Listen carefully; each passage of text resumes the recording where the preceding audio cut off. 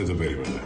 Βλέπω διάλεξες πλευρά, Σπύρο μου, εδώ δεν ήρθαμε να κοιμηθούμε. Ήρθαμε για να ρίξεις εσύ την Αγλαία και εγώ για να κάνω τον νυχτοφύλακα. Τη βλέπεις εσύ θερμή? Τι θερμή, τι θα πει θερμή. Θρησκευτικού είναι η γυναίκα αυτή, θα στην πέσει. Εσύ πρέπει να κάνεις την πρώτη κίνηση, τι είναι.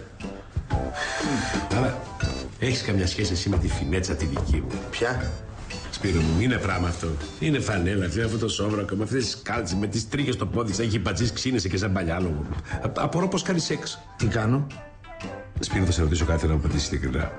Πόσο καιρό έχεις να βρεθεί στο κρεβάτι με γυναίκα? Παρασκευή είναι σήμερα. 1, 2, 3 από τον Νοέμβρη. Σκεπάσου, σε παρακαλώ. Σκεπάσου. Δεν θα τις βγάλεις τις κάλτσες? Γιατί?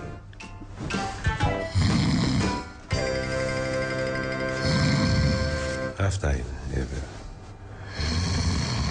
Μακάρι να είχα κι άλλη την τύχη τη δική μου. Πω.